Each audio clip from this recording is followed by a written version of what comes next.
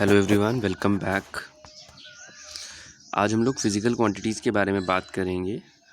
Chemistry का first chapter चल रहा है क्लास 11th का, some basic concepts of chemistry. Okay, so physical quantities basically वो क्वांटिटीज़ हैं जिनकी वैल्यू हम लोग मेजर कर सकते हैं, जैसे लेंथ, मास, टाइम। मास को हम लोग मेजर कर सकते हैं, उसकी हम एक वैल्यू दे सकते हैं, जैसे 4 kg, 5 kg। इसी तरह लेंथ को भी मेजर कर सकते हैं, 2 मीटर, 5 मीटर। और टाइम को मेजर कर सकते हैं, 5 मिनट्स, 10 मिनट्स। तो वो क्वांटिटीज़ जिनकी वैल्यू हम लोग मेजर कर सकते हैं उनको हम फिज़िकल क्वांटिटीज़ बोलते हैं। ये दो टाइप की हैं, एक फंडामेंटल क्वांटिटीज़ और एक derived quantities. Fundamental quantities independent quantity है। इनका फॉर्मूला अगर हम लोग नोटिस करें, इनका फॉर्मूला किसी और क्वांटिटी के फॉर्मूले पर डिपेंड नहीं करता है। जो डिराइव्ड क्वांटिटी है वो अंडरस्टूड है कि इनका फॉर्मूला जो है वो किसी और के फॉर्मूले पे डिपेंड करेगा। ठीक है, जैसे फंडामेंटल क्वांटिटी में एग्जांपल ले लेते हैं लेंथ। ठीक है, लेंथ डायरेक्टली मेजर की जाएगी, उसका फॉर्मूला किसी और, उसका तो वैसे भी कोई फॉर्मूला है नहीं है लेंथ का। आप डायरेक्टली लेंथ को मेजर करोगे किसी मेजरिंग टेप की हेल्प से, और उसका फॉर्मूला किसी और फंडामेंटल क्वांटिटी या किसी और फिजिकल क्वांटिटी पे डिपेंड नहीं करेगा। अगर हम डिराइव्ड क्वांटिटी की बात करें, जैसे density is mass upon volume. तो डेंसिटी का फॉर्मूला दो फॉर्मूलेज पे डिपेंड करेगा, एक मास के फॉर्मूले पे और एक वॉल्यूम के फॉर्मूले पे। ठीक है, तो डिराइव्ड क्वांटिटीज़ के फॉर्मूले दूसरी क्वांटिटीज़ पे डिपेंड करते हैं। इसी तरह अगर हम यूनिट्स की बात करें, यूनिट्स भी दो टाइप की है, फंडामेंटल और डिराइव्ड। जो फंडामेंटल क्वांटिटीज़ की यूनिट है वो फंडामेंटल यूनिट्स हैं, यानी वो यूनिट जो है इंडिपेंडेंट यूनिट है। ठीक है, उसको कहीं से डिराइव नहीं करना है। और जो डिराइव्ड यूनिट्स हैं वो डिपेंडेंट यूनिट्स हैं, मतलब वो किसी और यूनिट से डिराइव की जाएगी। जैसे डेंसिटी की यूनिट है kg पर मीटर क्यूब, तो वहाँ पे आपने मास की यूनिट की यूज़ की और वॉल्यूम की यूनिट यूज़ की। ठीक है, तो ये थोड़ा सा डिस्कशन था फिज़िकल क्वांटिटीज़ के बारे में। आज हम लोग कुछ फिज़िकल क्वांटिटीज़ लेंगे और उनकी यूनिट्स देखेंगे और देखेंगे कि उनको मेजर कैसे किया जाता है। ठीक है, mass and weight, volume, temperature, density, इनके बारे में बात करेंगे। So mass and weight. Mass is amount of matter present in a substance. किसी भी सब्सटेंस में जितना भी मैटर प्रेजेंट होता है उसी को मास बोलते हैं। Mass is always constant. ठीक है, मास को डिटरमाइन करने के लिए हम लोग एनालिटिकल बैलेंस का यूज़ करते हैं। एनालिटिकल बैलेंस जो तराजू होता है, जिसमें आजकल तो इलेक्ट्रॉनिक बैलेंस आ गए हैं। ठीक है, जो आपका जो पुराना टाइप का बैलेंस होता है, जिसमें एक साइड आप लोग वेट रखते हैं और दूसरी साइड सब्सटेंस रखते हैं। ठीक है ना, और वो नीडल की हेल्प से पता चलता है कि कितना वेट है। ठीक है, तो मास एनालिटिकल बैलेंस से निकल जाता है और मास कांस्टेंट है। कहने का मतलब ये है, जैसे वेट होता है, वेट चेंज हो जाता है with change in value of gravity. जैसे मून पे वेट कुछ और आएगा, अर्थ पे कुछ और आएगा, लेकिन मास चेंज नहीं होगा। मास एनालिटिकल बैलेंस पे जो मास अर्थ पे आएगा वही मास मून पर आएगा। ठीक है, मास चेंज नहीं होता है। ऐसा unit of mass is kilogram, लेकिन हम लोग छोटी यूनिट ग्राम भी यूज़ करते हैं, क्योंकि लैब में हमारे पास केमिकल्स जो होते हैं वो स्मॉलर अमाउंट में होते हैं, तो हम जनरली ग्राम से ही डील करते हैं। एंड ये तो पता ही है हमें, 1 kg is equal to 1000 gram. Next हम बात करेंगे वॉल्यूम के बारे में। वॉल्यूम का यूनिट है लेंथ क्यूब। वॉल्यूम भी एक डिराइव्ड क्वांटिटी है। जो आपने पीछे मास किया है वो डिराइव्ड क्वांटिटी नहीं है, वो फंडामेंटल क्वांटिटी है। वॉल्यूम जो है डिराइव्ड क्वांटिटी है। एक बात और बता दूं, केमिस्ट्री में हम लोग मास और वेट को इंटरचेंजेबली यूज़ कर लेते हैं, लेकिन फिज़िक्स में आप देखेंगे कि मास और वेट को अलग अलग यूज़ किया जाता है। Mass is quantity of matter and weight is a type of force of attraction. ठीक है, force with which a substance is attracted towards force with which a substance is attracted under the influence of gravity. So आप physics में differentiate करके पढ़ेंगे, लेकिन यहाँ पे आप देखेंगे कई बार मास और वेट इंटरचेंजेबली यूज़ होगा, तो परेशान नहीं होना है, वो मास के बारे में बात कर रहा है। ठीक है, ओके। वॉल्यूम एक डिराइव्ड क्वांटिटी है। ठीक है, इसकी यूनिट, इसका फॉर्मूला देखो, लेंथ क्यूब। ठीक है, तो लेंथ का क्यूब है, लेंथ फंडामेंटल क्वांटिटी है, उसका क्यूब करोगे तो वॉल्यूम आ जाएगा। ठीक, ऐसा यूनिट क्या है, मीटर क्यूब। यूनिट भी डिराइव्ड है। ठीक है, मीटर लेंथ का यूनिट था तो मीटर का क्यूब कर लिया तो वॉल्यूम का यूनिट आ गया। ठीक है, अब लैब में तो हम छोटे यूनिट्स भी यूज़ कर सकते हैं, जैसे सेंटीमीटर क्यूब, डेसीमीटर क्यूब, ठीक है। ओके, सो कॉमन यूनिट कौन सा है? लीटर। लीटर ऐसा यूनिट नहीं है, ऐसा यूनिट मीटर क्यूब है, ठीक है। 1 लीटर किसके इक्वल होता है? 1000 ml के इक्वल होता है। 1 litre is equal to 1000 ml। और ये जो 1 ml है ये 1 सेंटीमीटर क्यूब के इक्वल होता है। तो 1000 ml is equal to 1000 centimetre cube. कहने का मतलब ये है कि 1 लीटर 1000 ml के भी इक्वल है और 1000 सेंटीमीटर क्यूब के भी इक्वल है, और 1 ml 1 सेंटीमीटर क्यूब के इक्वल है, ठीक है। सिमिलरली जो आपका 1000 सेंटीमीटर क्यूब है वो 1 डेसीमीटर क्यूब के भी इक्वल है। यहाँ से दो चीज़ें सीखने को मिल रही है, एक 1 सेंटीमीटर क्यूब 1 ml के इक्वल है, दूसरा 1 डेसीमीटर क्यूब 1 लीटर के इक्वल है, ठीक है। और 1 लीटर 1000 ml के इक्वल है और 1000 ml 1000 सेंटीमीटर क्यूब के इक्वल है।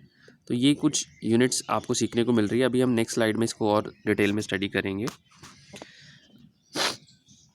लैब में हम लोग अगर आपने वॉल्यूम मेजर करना है, हमारे पास ग्रेजुएटेड सिलेंडर होता है, ब्यूरेट होता है, पिपेट होता है, इसकी हेल्प से हम लोग, वॉल्यूमेट्रिक फ्लास्क भी होता है, इन सब की हेल्प से हम लोग क्या करते हैं, हम लोग वॉल्यूम को मेजर करते हैं। मैं दिखा देता हूँ आपको। ये आ गया ब्यूरेट, लॉन्ग ट्यूब होती है, आप देखेंगे लैब में काफ़ी सारे एक्सपेरिमेंट्स आप इससे करेंगे। पिपेट, ये भी वॉल्यूम मेजर करने के लिए यूज़ होता है। ग्रेजुएटेड सिलेंडर, ठीक है, मेजरिंग फ्लास्क भी बोलते हैं इसको। वॉल्यूमेट्रिक फ्लास्क, इसको रीजेंट बॉटल भी बोलते हैं, और इसमें हम लोग सॉल्यूशंस प्रिपेयर करते हैं, ठीक है, फिक्स्ड वॉल्यूम के सॉल्यूशंस, ठीक है। तो ये कुछ इंस्ट्रूमेंट्स हैं जो वॉल्यूम को मेजर करने में हेल्प करते हैं। ओके, ये मैं इसी की बात कर रहा था। ओके, सो 1 सेंटीमीटर क्यूब 1 ml के इक्वल है। अब इसको याद कैसे करेंगे? आपने सिरिंज देखी होगी, इंजेक्शन जो होता है छोटा सा होता है, ठीक है।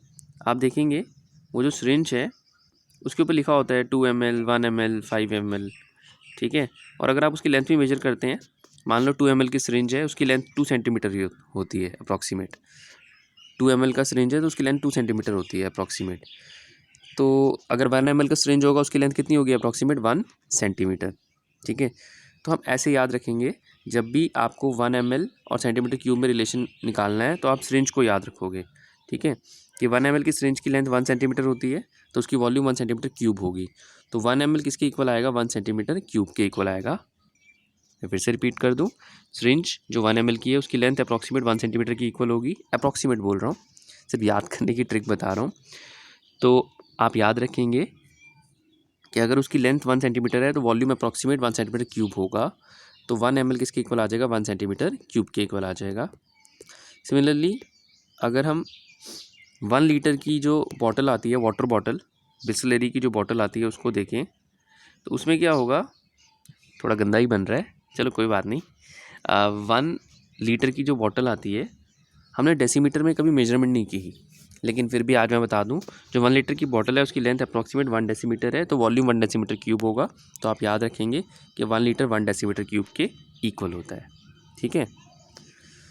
और ये तो पता ही है हमें 1 लीटर 1000 ml के इक्वल है, और यहाँ से आपने पढ़ लिया है कि ml और सेंटीमीटर क्यूब इक्वल है तो 1000 ml 1000 सेंटीमीटर क्यूब के इक्वल भी आ जाएगा।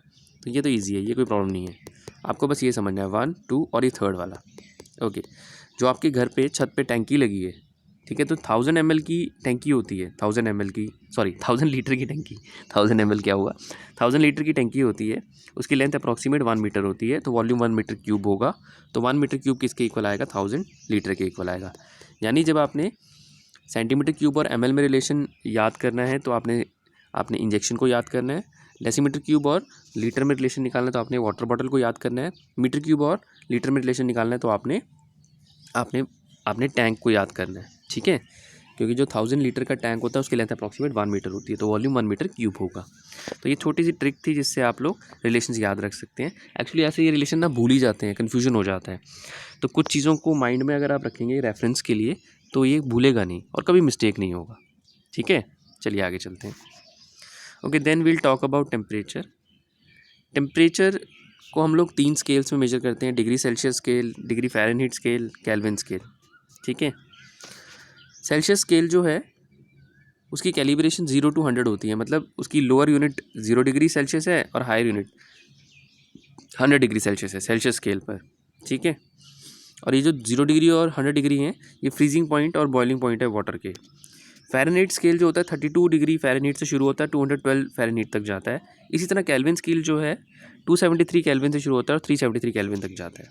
ठीक है, ये रिलेशन मैं अभी एक्सप्लेन करता हूँ। इससे पहले ये वाला भी अभी एक्सप्लेन करता हूँ। ओके, एक बात और है, सेल्सियस स्केल पर नेगेटिव वैल्यू पॉसिबल है, 0 डिग्री से कम टेम्परेचर पॉसिबल है, लेकिन केल्विन स्केल पर नेगेटिव टेम्परेचर पॉसिबल नहीं है, यानी 0 केल्विन से नीचे आप नहीं जा सकते। ठीक है, याद रखना है आपने। सेल्सियस स्केल पे हम 0 सेल्सियस से नीचे जा सकते हैं, लेकिन केल्विन स्केल पे हम 0 केल्विन से नीचे नहीं जा सकते। ये एब्सोल्यूट टेम्परेचर बोलते हैं इसको हम, 0 केल्विन, इससे नीचे हम नहीं जा सकते। ओके, अब ये देखेंगे, ये है सेल्सियस, फ़ारेनहाइट और केल्विन में। ठीक है, एक ब्रॉड रिलेशन है जिससे जो पीछे वाले 2 रिलेशन दिए थे वो ईजिली डिराइव हो जाएंगे। तो ये पहले मैं आपको सिखाऊंगा ये आए कहाँ से रिलेशन, उसके बाद आप डिराइव कर लेना। क्या करना है, आपने तीनों लिखने, डिग्री सी, डिग्री एफ और डिग्री के। सॉरी, के साथ डिग्री नहीं आता है।